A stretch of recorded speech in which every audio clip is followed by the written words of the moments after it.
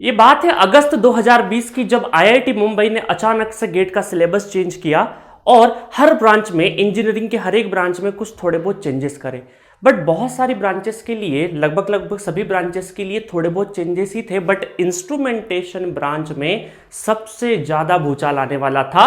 और इस ब्रांच में ईसी का एक सब्जेक्ट पकड़ के आपके इंस्ट्रूमेंटेशन इंजीनियरिंग में डाल दिया और इलेक्ट्रिकल का एक सब्जेक्ट उठा के आपके इसमें डाल दिया। तो टोटल 3 सब्जेक्ट नए ऐड कर दिए इंस्ट्रूमेंटेशन इंजीनियरिंग में। ठीक है, तो आज मैं इस वीडियो में गेट के ऊपर प्रिपरेशन स्ट्रेटेजी बताने वाला हूं इंस्ट्रूमेंटेशन ब्रांच, जिसको शॉर्ट फॉर्म में हम लोग आईएन ब्रांच के नाम से भी जानते हैं। आईएन ब्रांच, ठीक है, आईएन ब्रांच के नाम से भी जानते हैं, that is a branch code. तो इंस्ट्रूमेंटेशन वाले जितने भी स्टूडेंट हैं वो इंतजार कर रहे थे कि सर ये जो स्ट्रेटेजी बताते हैं हर बार, ये तो एस के पाटीदार सर बताते हैं, आप क्या कर रहे हैं यहाँ पे। ठीक है, आप क्या कर रहे हैं, आप तो इंस्ट्रूमेंटेशन ब्रांच से हैं नहीं, तो आप कैसे बताएंगे स्ट्रेटेजी। डियर, आपको मैं एक इन्फॉर्मेशन देना चाहता हूं कि एसके सर अपने फैमिली मेंबर में कुछ कोरोना पॉजिटिव केसेस निकलने की वजह से आइसोलेशन में थे। बट यस्टरडे हम लोगों ने 2-3 दिन वेट किया कि सर शायद आइसोलेशन खत्म होगा सर का और आपके लिए स्ट्रेटेजी प्लान करेंगे sir. But unfortunately yesterday sir खुद भी कोरोना पॉजिटिव हो गए हैं, कोविड पॉजिटिव हो गए हैं, जिसकी वजह से वो 15 to 20 डेज आपके सामने नजर नहीं आएंगे। इस वजह से इस वीडियो में जितना भी आपका इंस्ट्रूमेंटेशन ब्रांच का जो भी कंटेंट है वो सर का ही लिखा हुआ है, सिर्फ बोल मेरा हूं, है ना। तो टेंशन मत लीजिएगा कि सर आप कैसे बता रहे हैं, कंटेंट सर का ही है, सिर्फ बोलने का काम मैं कर रहा हूं। ठीक है, तो आप और हम जल्दी से प्रे करते हैं बहुत अच्छे से कि सर जल्दी से जल्दी रिकवर हो और आपके सामने आए, ठीक है, अपने कुछ सब्जेक्ट्स लेके। तो चलिए अब हम लोग स्टार्ट करते हैं स्ट्रेटजी। और ये जो चेंजेस हुआ था, भूचाल आया था, उसकी वजह से काफी चेंजेस हुआ है आपकी ब्रांच में। और इंस्ट्रूमेंटेशन ब्रांच को जो हल्का माना जाता था सिलेबस चेंज के पहले, अब थोड़ा सा भारी हो गया है। ठीक है, तो चलिए सबसे पहले मैं सिलेबस बताऊंगा आपको, क्योंकि ज्यादातर स्टूडेंट को सिलेबस भी नहीं पता होता है अपना। ठीक है, बहुत सारे स्टूडेंट्स को सिलेबस नहीं पता होता है। आई थिंक फॉन्ट साइज आपको अच्छे से नजर आ रहे होंगे। चलिए, सबसे पहला सब्जेक्ट आपका सिलेबस अभी डिस्कस कर रहा हूं मैं, सिलेबस है ना, official syllabus. Network theory, control system, digital electronics, micro processor, signal and system, analog electronics, measurement, sensors and industrial instrumentation, optical, communication. अब देखिए यहाँ पर ये जो ऑप्टिकल एंड कम्युनिकेशन है, आप जब सिलेबस उठाओगे ऑफिशियल सिलेबस, तो ये दोनों जो सब्जेक्ट है वो एक ही है। ये जो दोनों सब्जेक्ट है ना, ये दोनों एक ही है। कम्युनिकेशन एंड ऑप्टिकल इंस्ट्रूमेंटेशन के नाम से सिलेबस में आपको गिवन है, बट हम लोग अलग अलग पढ़ाते हैं, क्योंकि देखिए कई बार आपके इलेक्ट्रिकल या इलेक्ट्रॉनिक्स में भी कई बार है ना डिजिटल, एनालॉग और माइक्रो प्रोसेसर। पहले, अब तो नहीं, पहले इलेक्ट्रिकल में क्या होता था, डिजिटल, एनालॉग और माइक्रो प्रोसेसर एक ही सब्जेक्ट हुआ करता था। तो बहुत सारे स्टूडेंट बोलते थे कि सर एक ही तो सब्जेक्ट है, आप अलग अलग 3 क्यों पढ़ा रहे। अरे वो मर्ज कर दिया है आईआईटी ने, बट है तो तीनों का नेचर अलग अलग है ना। चलिए, तो वैसे ही हमारा क्या है, ऑप्टिकल एंड कम्युनिकेशन, ये दोनों एक साइड कंबाइन करके दिए हैं आपके सिलेबस में। ये जो येलो कलर से आपको नजर आ रहे हैं, माइक्रो प्रोसेसर, इलेक्ट्रिकल मशीन और इलेक्ट्रिसिटी एंड मैग्नेटिज्म, है ना, ये 3 सब्जेक्ट्स आपको नए ऐड करे गए हैं। ये 2021 से ही, 21 में पूछे गए थे और 21 से ही नए चेंजेस है ये। चलिए, तो सबसे पहले हम लोग इनके वेटेज की बात करते हैं। ये जो वेटेज है सारा का सारा, ये सन 2016 से लगा के 2021 के बीच का ही मैंने लिया है सैंपल साइज। क्यों? क्योंकि 2016 में भी क्या हुआ था, थोड़ा सा सिलेबस चेंज हुआ था और आपको वर्चुअल कैलसी इंट्रोड्यूस हुआ था, तो इसकी वजह से 16 से लगा के 21 तक का ही मैंने सैंपल साइज लिया है। ठीक है, चलिए, तो सबसे पहला सब्जेक्ट आपका नेटवर्क थ्योरी। नेटवर्क थ्योरी 8 से लगा के 11 के बीच में आता है।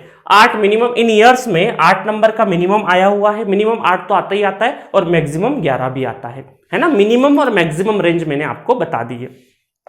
नेक्स्ट है कंट्रोल सिस्टम। कंट्रोल सिस्टम 8 से लगा के 14 नंबर का आता है। अब ये देखिए, जनरली 14 नंबर का कई बार कंट्रोल सिस्टम नहीं पूछा जाता है, इसकी जो रेंज है वो 12 तक ही रहती है, बट गेट 2019 में 14 नंबर तक पूछ लिया था। ठीक है, अदरवाइज इसकी जो रेंज रहती है कंट्रोल सिस्टम की 8 से लगा के 12 की रहती है, बट 14 नंबर का एक ईयर में पूछा गया है। नेक्स्ट आपका डिजिटल इलेक्ट्रॉनिक्स। डिजिटल इलेक्ट्रॉनिक्स की वैसे तो रेंज जो है वो 8 से लगा के 9 के बीच में ही रहती है, 8 से लगा के 9 के बीच में रहती है। बट किसी साल में डिजिटल मात्र 4 नंबर का पूछा था और 2016 में, सन 2016 में 12 नंबर का पूछ लिया था। ठीक है, तो इनकी जो एवरेज रेंज है वो 8 से 9 के बीच में आता है आपका डिजिटल इलेक्ट्रॉनिक्स। बट किसी किसी साल में पेपर में कुछ अनएक्सपेक्टेड चेंजेस होते हैं जिसकी वजह से एक सब्जेक्ट 4 नंबर पे पूछा जाता है और किसी साल वही सब्जेक्ट 12 नंबर का भी पूछ लिया जाता है। तो आप अवेयर रहिएगा, कंट्रोल सिस्टम, डिजिटल इलेक्ट्रॉनिक्स, अभी आगे 1-2 सब्जेक्ट और आएंगे। देखिए अभी माइक्रो प्रोसेसर की बात बाद में करते हैं। सिग्नल एंड सिस्टम, ये 6 से 11 नॉर्मल जो रेंज है इसकी 6 से लगा के 8, ये नॉर्मल रेंज है। बट किसी किसी साल क्या होता है, 2000 जैसे कि 2017 गेट 2017 में ये 11 नंबर का पूछ लिया था। तो आपको देखा कि कंट्रोल, डिजिटल, सिग्नल, इनमें क्या होता है ना, किसी किसी साल क्या हो जाता है, अनएक्सपेक्टेड वेटेज या तो कम हो जाता है या बढ़ जाता है। बट हम लोग किसी के भरोसे नहीं रह सकते कि हमें तीनों ही सब्जेक्ट बहुत ही अच्छे से पढ़ना है, ये मान के पढ़ना है कि ये ठीक ठाक वेटेज वाले आते हैं। ठीक है, किसी साल कम हो सकता है, बट अगर किसी सब्जेक्ट में कम होगा तो दूसरे सब्जेक्ट में बढ़ जाएगा। नेक्स्ट आपका एनालॉग इलेक्ट्रॉनिक्स, ये कॉन्स्टेंटली 9 से 12 के बीच में आता है। मेजरमेंट 10 से लगा के 12 के बीच में आता है। बट गेट 2019 में मात्र 5 नंबर का पूछा था, मात्र 5, तो ये भी अनएक्सपेक्टेड था। अदरवाइज जो 2021 है वहां पर मेजरमेंट में काफी क्वेश्चंस आए हैं, 2021 में मेजरमेंट से काफी क्वेश्चन आए हैं। ठीक है, तो 10 से 12 के बीच में रेंज रहती है और ये कोर सब्जेक्ट है आपका इंस्ट्रूमेंटेशन का। चलिए आगे बढ़ते हैं, क्योंकि इंटरव्यू में भी काफी क्वेश्चन पूछते हैं मेजरमेंट से आपके। चलिए, और देखिए मेजरमेंट आपको गेट के साथ साथ ईएससी में भी बहुत मदद करता है, बहुत सारे क्वेश्चंस बहुत आसानी से बनते हैं। ठीक है, ईएससी में क्या है, बहुत ही ज्यादा क्रूशल रोल प्ले करता है आपका मेजरमेंट। नेक्स्ट है आपका sensors and industrial instrumentation. Sensors and industrial instrumentation जो कि ट्रांसड्यूसर के नाम से भी फेमस है, ट्रांसड्यूसर के नाम से फेमस है, ये आता है 8 से लगा के 10 नंबर के बीच में। ऑप्टिकल आता है आपका 4 से 7 के बीच में और कम्युनिकेशन आता है 2 से 5 के बीच में। तो कंबाइंडली एक सब्जेक्ट है, बट जी सेंट्रिक पे अलग अलग तरीके से आपको पढ़ाए गए हैं। ठीक है, नेक्स्ट आपका इलेक्ट्रिकल मशीन, इलेक्ट्रिसिटी, ये येलो कलर वाले की बात थोड़ी देर से करते हैं। एप्टीट्यूड 15 नंबर कॉन्स्टेंटली, एप्टीट्यूड के अंदर इंग्लिश भी है ना, इस 15 के अंदर एप्टीट्यूड प्लस इंग्लिश दोनों है। और इंजीनियरिंग मैथमेटिक्स 12 से लगा के 15 मार्क्स के बीच का आता है। तो ये तो रहा आपका सिलेबस, है ना, सिलेबस और 2016 से लगा के 2021 तक का पूरा वेटेज। तो ये मैंने आपको सिलेबस बता दिया। 14 सब्जेक्ट्स अब आपके सिलेबस में है, तो डरिएगा नहीं। इनमें से बहुत सारे जो टॉपिक्स है छोटे छोटे, लाइक ऑप्टिकल बहुत ज्यादा बड़ा नहीं, कम्युनिकेशन जो ईसी का कम्युनिकेशन है उतना डेप्थ में नहीं पूछा जाता है आपसे, थोड़ा कम पूछा जाएगा। ठीक है, और देखिए यहाँ पर आप जी सेंट्रिक एप्लीकेशन पे जब जाएंगे ना, तो इन सब्जेक्ट्स में इंस्ट्रूमेंटेशन के लिए काफी सब्जेक्ट्स आपके सपोर्ट कैटेगरी में। लाइक मैं अगर इनमें से बात करूं तो यहाँ पर देखिएगा, ये जो सब्जेक्ट है आपका नेटवर्क है 199 में अवेलेबल है, कंट्रोल 199 में, डिजिटल 199 में, सिग्नल एंड सिस्टम 499 में, एनालॉग और कौन सा सब्जेक्ट, ऑप्टिकल 199 में, कम्युनिकेशन 199 में, और इनमें से एप्टीट्यूड 299 में। एप्टीट्यूड इंग्लिश दोनों कवर है। ठीक है, तो 1 2 3 4 5 6 7 सब्जेक्ट्स आपके सपोर्ट कैटेगरी में, और इंजीनियरिंग मैथमेटिक्स 999 8 सब्जेक्ट आपके क्या है, सपोर्ट कैटेगरी में अवेलेबल है जी सेंट्रिक एप्लीकेशन पे। और जो आपके ये है प्रीमियम कैटेगरी वाले जो कोर्सेस है वो मेजरमेंट है, ये प्रीमियम कैटेगरी में थोड़ा सा कॉस्टली रहेगा compare to this subject, otherwise तो वो भी अफोर्डेबल ही है। और इलेक्ट्रिकल मशीन जो है, वो इलेक्ट्रिकल मशीन ये भी आपको तकरीबन 1500 1400 से या 1600 रुपए का कुछ रेट होगा, आप देख लीजिएगा। इलेक्ट्रिसिटी मैग्नेटिज्म वही आपका 1200-1300 वाला रेट होगा, इलेक्ट्रिसिटी मैग्नेटिज्म का भी। ठीक है, और माइक्रो प्रोसेसर ये आपका 199 में ये भी अवेलेबल है। तो टोटल 9 सब्जेक्ट्स जो है वो आपके सपोर्ट कैटेगरी में है, और 1 2 3 4 सब्जेक्ट आपको प्रीमियम कैटेगरी में परचेस करना है। ठीक है, अब चलिए मैं नए सब्जेक्ट जो ऐड हुए उसकी कहानी बता देता हूं कि 21 में क्या वेटेज रहा उनका। तो देखिए, जो इलेक्ट्रिकल मशीन, बहुत सारे इंस्ट्रूमेंटेशन ब्रांच के स्टूडेंट 2021 में इलेक्ट्रिकल मशीन को छोड़ के गए थे, और इलेक्ट्रिकल मशीन को जी सेंट्रिक पे मैंने ही पढ़ाया है, बहुत अच्छे से कवर किया है इलेक्ट्रिकल मशीन को। इलेक्ट्रिकल मशीन पूरा का पूरा नहीं पढ़ना, single phase transformer, 3 phase induction machine, सिर्फ 2 ही चीजें पढ़ना है आपको, और बहुत ही आसान क्वेश्चन आए थे। अब देखिए क्वेश्चन किस तरीके से पूछे गए थे आपसे। Question 2 number 2 number 2 number 1 number, 1 2 3 4 question पूछे थे टोटल, और ये 7 मार्क्स का वेटेज था इसका, ठीक है। और देखिए एक क्वेश्चन जो था ये मैग्नेटिक मटेरियल से था। किससे था? मैग्नेटिक मटेरियल, जो कि मैंने ट्रांसफार्मर में मैग्नेटिक मटेरियल को अच्छा खासा कवर किया है। डायरेक्टली एक टॉरॉइडल वाला जो क्वेश्चन है वो डायरेक्टली उठ के आ गया था। तो ये जो मैग्नेटिक मटेरियल ये अलग से आपको कहीं से भी नहीं पढ़ना है, मैंने ट्रांसफार्मर के अंदर आपको पढ़ा दिया है, आपको अलग से नहीं पढ़ना है, ठीक है। तो ये क्वेश्चन आपका अल्टीमेटली वो क्वेश्चन कोई मटेरियल साइंस से नहीं है, आपके ट्रांसफार्मर में ही जो मैंने पढ़ाया है वहीं से मैग्नेटिक मटेरियल से बन जाएगा। 2 क्वेश्चन बहुत ही आसान आए थे। 1 नंबर का एक थ्योरेटिकल क्वेश्चन था, स्लिप रिंग इंडक्शन मशीन की स्टार्टिंग टॉर्क से रिलेटेड क्वेश्चन पूछा था, ठीक है। तो ये कहानी रही। इलेक्ट्रिसिटी एंड मैग्नेटिज्म से एक क्वेश्चन आया था इलेक्ट्रिक फील्ड के ऊपर, ठीक है, एक क्वेश्चन यहां से आया था, और माइक्रो प्रोसेसर से भी एक क्वेश्चन पूछा गया था। तो इस तरीके से 7 8 9 to 10 मार्क्स का यहां से पूछा गया था। ये जो नए सब्जेक्ट ऐड हुए थे, मतलब 10% जो नया ऐड हुआ था उससे पूछा है। तो अब आप जो इंस्ट्रूमेंटेशन वाले स्टूडेंट थे वो प्लीज ये नए सब्जेक्ट को, एटलीस्ट इलेक्ट्रिकल मशीन को तो कभी नहीं छोड़ना है। और जी सेंटर पे बहुत ही सस्ते दाम पे आपके लिए अलग से एक पैकेज बनाया है इलेक्ट्रिकल मशीन का, 1400 या 1500 रुपए का आई थिंक वो होगा, ठीक है। तो वो आप पढ़ लीजिए, क्योंकि उसमें मैंने बहुत ही डेप्थ से चीजें पढ़ाई है। जो आप देखेंगे 2021 के जो क्वेश्चन है वो उस कंटेंट से मैच करिएगा, सारे क्वेश्चन आपके बनेंगे, ठीक है। चलिए अब पढ़ना कैसे, ये तो रहा आपका सिलेबस। अब पढ़ाई कैसे करना है आपको, देखिए मैंने सब्जेक्ट्स बांट दी हैं, जो कि मेरी आदत भी है ग्रुप में बांटने की। Group A, group B, group C, group A B C और डी, 4 ग्रुप में मैंने सब्जेक्ट्स बांट दिए हैं। पहला ग्रुप है बहुत इजी, स्कोरिंग और easy, network control digital maths. Second group में signal analog electrical machine. Third group है आपका कोर ग्रुप, जिसमें measurement, sensor and optical and communication, दोनों लगभग छोटे छोटे ही हैं, और गेट में तो एक ही सब्जेक्ट है ये। तो measurement, sensor and optical and communication ये पूरा आपका कोर डिपार्टमेंट है। और लास्ट में आपका इलेक्ट्रिसिटी, मैग्नेटिज्म, माइक्रो प्रोसेसर और एप्टीट्यूड, ठीक है। तो 4 ग्रुप की ये कहानी। अब आपको पढ़ाई कैसे करना है सीक्वेंस वाइज। सबसे पहले अगर आप फर्स्ट सेमेस्टर, सेकंड सेमेस्टर या थर्ड सेमेस्टर में है तो आप इंजीनियरिंग मैथमेटिक्स से स्टार्ट कर सकते हैं। उससे ये फायदा होगा, first semester, second semester, third semester अगर वाले जो स्टूडेंट है उनको अगर पढ़ाई करनी है तो इंजीनियरिंग मैथमेटिक्स से स्टार्ट करिए, क्योंकि उन्होंने अपने कॉलेज में भी वो सब्जेक्ट पढ़ रखा है, तो आसानी होगी, दोनों तरफ से कवर हो जाएगा। अगर जो 4th सेमेस्टर, 5th या 6th सेमेस्टर या उससे ऊपर वाले हैं तो वो नेटवर्क थ्योरी से आप स्टार्ट कर सकते हैं, क्योंकि इन्हें इंजीनियरिंग मैथमेटिक्स बाद में भी पढ़ोगे थोड़ा सा तो भी चल जाएगा। तो यहां पर आप रिवर्सिबल है, ये रिवर्सिबल है, तो पहले नेटवर्क थ्योरी भी आप पढ़ सकते हो।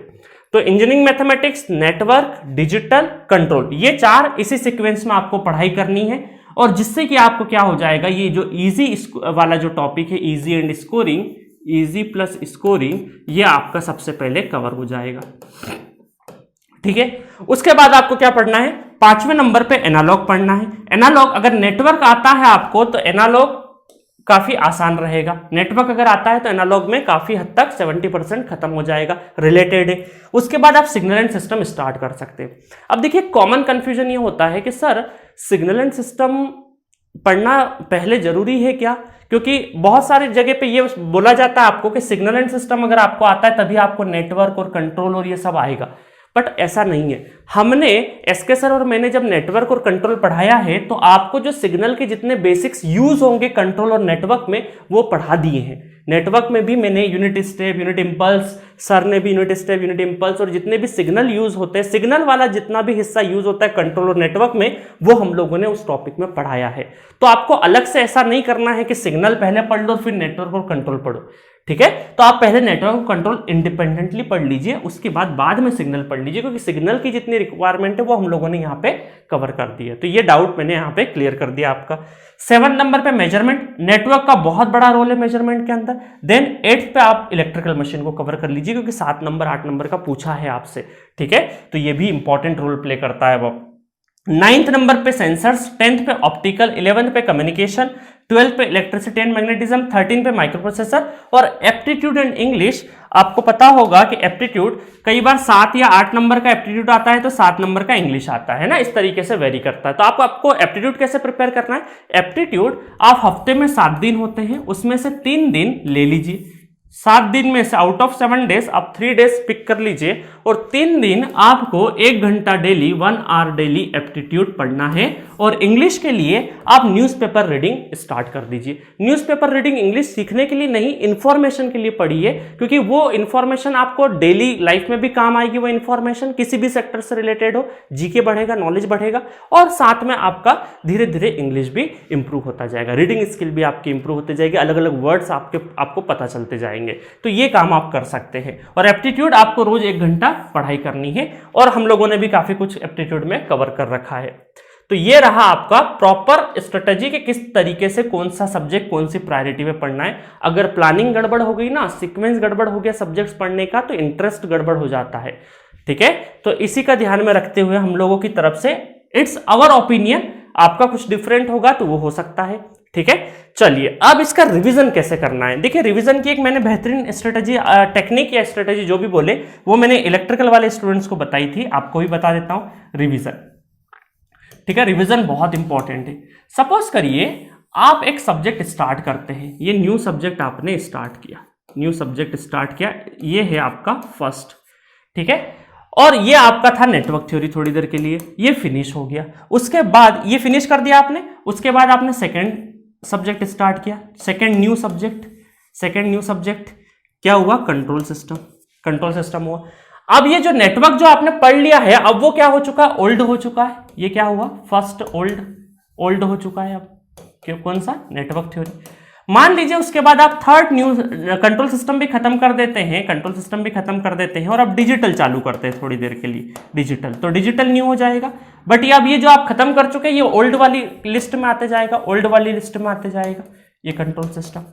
ठीक है, ओल्ड वाली लिस्ट में आते जाएगा। आपको करना क्या है, जब आप पहला सब्जेक्ट खत्म करेंगे, नेटवर्क खत्म कर देंगे, जब आप नेटवर्क आपने जब खत्म कर दिया है, उसके बाद जब आप कंट्रोल सिस्टम पढ़ेंगे, तो आपको क्या करना है, 80% टाइम, जो भी आप टाइम पढ़ते, 4 घंटे पढ़ते, 4 घंटे का 80% टाइम आपको नए वाले सब्जेक्ट्स पे लगाना है, और 20% टाइम आपको किस पे लगाना है, ओल्ड वाले पे लगाना है। जब आप डिजिटल पढ़ रहे हैं, तो आप ये करिए डिजिटल पढ़ते टाइम पे कि 75% जो टाइम है वो नए सब्जेक्ट्स पे लगाइए, और 25% टाइम जो आपकी पढ़ाई का है ये ओल्ड पे लगाइए, है ना। तो शुरुआत के कुछ सब्जेक्ट्स में आप 70 नहीं तो कम से कम 80-20 का रेशो चला सकते हो। 80-20 का 2-3 सब्जेक्ट्स में 80-20 का रेशो, कि नए सब्जेक्ट्स को आपका जितना भी दिन का पढ़ाई का टाइम है उसमें 80% आपको नए सब्जेक्ट को देना है, और 20% ओल्ड वाले को देना है। अब देखिए धीरे धीरे क्या होगा, एक ऐसा टाइम आएगा कि आउट ऑफ जितने भी आपके सब्जेक्ट है, आधे न्यू बच्चे, और ओल्ड में भी संख्या बढ़ती जाएगी धीरे धीरे। तो आपको क्या करना है, ये रेशो बैलेंस करते हुए चलना है। 70% 30% हो जाएगा, है ना। फिर उसके बाद 60-40 हो जाएगा, 60-40। इधर जैसे जैसे ओल्ड सब्जेक्ट बढ़ते जाएंगे तो आपका टाइम भी इनको देना, आप जो टाइम है आपकी पढ़ाई का वो भी ज्यादा देना स्टार्ट करना पड़ेगा आपको। ठीक है, और फिर 50-50%। अब देखिए यहां पर क्या होगा, जैसे जैसे इधर न्यू सब्जेक्ट, मान लीजिए 3 ही सब्जेक्ट बचे हैं, तो उसको टाइम आप कम दीजिए और रिवीजन को ज्यादा दीजिए, क्योंकि रिवीजन में ओल्ड वाले जो सब्जेक्ट है वो अब ज्यादा हो चुके हैं, तो फिर आपका 40%, फिर इधर कितना हो जाएगा 60%। मतलब एक ऐसा स्टेट आएगा जब आपको 3-4 सब्जेक्ट, 2 या 3 या 4 सब्जेक्ट बचे रहेंगे आपके, जब 40% टाइम आपको नए वाले पे देना और 60% टाइम ओल्ड वाले को देना है। तो इस तरीके से ये होता है टाइम डिवीजन स्ट्रेटजी रिवीजन की, और ये बहुत ही कारगर है, क्योंकि आप में से बहुत सारे स्टूडेंट ये सोचते हैं कि पहले एक बार पूरा सिलेबस कवर कर ले और उसके बाद हम लोग रिवीजन करेंगे। अब उसके बाद जब रिवीजन करोगे ना, वो रिवीजन नहीं हो रहा होगा, तब वापस से आप सब्जेक्ट को पढ़ रहे होंगे।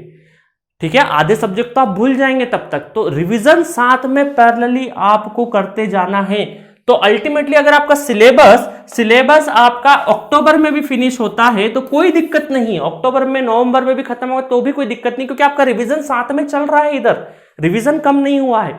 जिस दिन भी आपका इधर सिलेबस कंप्लीट होगा, रिवीजन भी उसी हाथों हाथ कंप्लीट हो जाएगा। और बाकी स्टूडेंट क्या करते हैं कि अक्टूबर या सितंबर में या अगस्त में सिलेबस कंप्लीट करने के चक्कर में बहुत सारे सब्जेक्ट्स में कुछ गड़बड़ या कुछ गड्ढे छोड़ देते हैं, और अगस्त सितंबर के बाद जब वो रिवीजन करने बैठते तो आधे सब्जेक्ट भूल जाते हैं। वो जब अपने आप को बेवकूफ़ बनाते, उनको लगता है कि वो रिवाइज कर रहे हैं, बट वो असल में सब्जेक्ट को दोबारा पढ़ रहे हैं, है ना। ये गड़बड़ हमें नहीं करना है। तो इस तरीके से आप अपने टाइम को मैनेज करिए। तो ये है मेरी तरफ से जो बेस्ट सुटेबल स्ट्रेटेजी हो सकती है किसी भी इंजीनियरिंग स्टूडेंट्स के लिए रिवीजन का, वो मैंने आपको बता दिया है। सब्जेक्ट्स कैसे पढ़ना है इंस्ट्रूमेंटेशन के लिए वो भी बता दिया है, और ये आपका जो सिलेबस है ऑफिशियल सिलेबस उसको भी मैंने वेटेज वाइज बता दिया है। ठीक है। अब देखिए बहुत सारे इंस्ट्रूमेंटेशन वाले स्टूडेंट इस बात से डरते हैं कि सर अब गेट ने क्या किया है, दो ब्रांच, एक स्टूडेंट या एक ब्रांच में कोई स्टूडेंट है तो वो अपनी दो ब्रांच से गेट का एग्जाम दे सकता है। तो इन स्टूडेंट को ये डर सताता है कि डबल ई वाले भी सर हमारे इसमें आ जाएंगे तो हमारा कंपटीशन हैवी हो जाएगा। नहीं, आपके कोर सब्जेक्ट आपसे कोई नहीं चुरा सकता है। डबल ई वाले को ये जो मेजरमेंट, सेंसर्स, ऑप्टिकल कम्युनिकेशन तैयार करने में नानी दादी याद आ जाएगी। अब तो उन्हें माइक्रो प्रोसेसर भी रेडी करना है क्योंकि इलेक्ट्रिकल में माइक्रो प्रोसेसर नहीं है। ठीक है, तो आसान नहीं है किसी दूसरी ब्रांच के लिए क्योंकि उसके खुद के ब्रांच में भी बहुत सारा सिलेबस है। तो आप ये जो फोकट की बातें हैं कि सर कंपटीशन बढ़ जाएगा, अब दूसरी ब्रांच वाले भी आ जाएंगे, तो ऐसा कुछ भी नहीं है। और हमारे यहाँ पे थर्ड ईयर में जो स्टूडेंट है, थर्ड ईयर में जो जीसेंट्रिक से पढ़े हुए हैं, थर्ड ईयर में कम से कम वो 30 रैंक वाले 2 से 3 स्टूडेंट इंस्ट्रूमेंटेशन से हैं, AR30। ठीक है, आपने इंटरव्यू वगैरह भी देखे होंगे। तो बहुत अच्छे ढंग से, बहुत अच्छे तरीके से आप पढ़ाई करोगे तो इसमें बहुत अच्छा अंडर 50, अंडर 30, अंडर 20 रैंक लाई जा सकती है। सो मेरी तरफ से ये बेस्ट स्ट्रेटेजी थी। आपको क्या लगता है, आपका कुछ डिफरेंट हो तो उसको भी फॉलो कर सकते हैं। मुद्दा ये है कि आप पढ़े चाहे हम लोग बताएं, आपका रैंक आना चाहिए। ठीक है, और कोई भी डाउट हो, कोई क्वेरी हो तो उसके लिए आप चैटबॉक्स जीसेंट्रिक एप्लीकेशन पे जीसेंट्रिक ऐप डाउनलोड कर लीजिए, है ना, प्ले स्टोर पे जाके, और उसका जो चैट बॉक्स है उसके अंदर मैसेज ड्रॉप कर दीजिए। ठीक है, और आप 8839732518 ये ऑफिशियल हमारा नंबर है, इस पर कॉल करके बात भी कर सकते हैं। ठीक है, कोई भी ऑफिस में फोन उठाएगा तो आप अपना क्वेरी या अपना बता दीजिए किस पर्पज से आपको बात करना है, तो आपको अपॉइंटमेंट दे दिया जाएगा। तो ये हमारा ऑफिशियल नंबर है, इसके ऊपर भी कोई क्वेरी हो, कुछ पर्सनल गाइडेंस आपको और भी चाहिए इसके अलावा, तो वो आप यहाँ पे पूछ सकते हैं। तो मिलेंगे नेक्स्ट लेक्चर में। ये स्ट्रेटेजी वाला प्लान हो गया, आप तुरंत अब भिड़ जाइए, अभी टाइम है, अप्रैल का मंथ चल रहा है, काफी टाइम है आपके पास, और अभी से स्टार्ट करेंगे तभी हम लोग गेट में अच्छा कर पाएंगे। रोज सोचने से, अच्छा सोचने से नहीं होगा, अच्छा करना भी पड़ेगा। ठीक है, तो डिमोटिवेशन मोटिवेशन बना रहेगा, that is the part of preparation. जिस दिन भी डिमोटिवेट हो तो मेरा वही है हमेशा वाला कि 4 क्वेश्चन करो, अपने आप मोटिवेशन आएगा। ठीक है, चलिए मिलेंगे नेक्स्ट लेक्चर में। Thank you.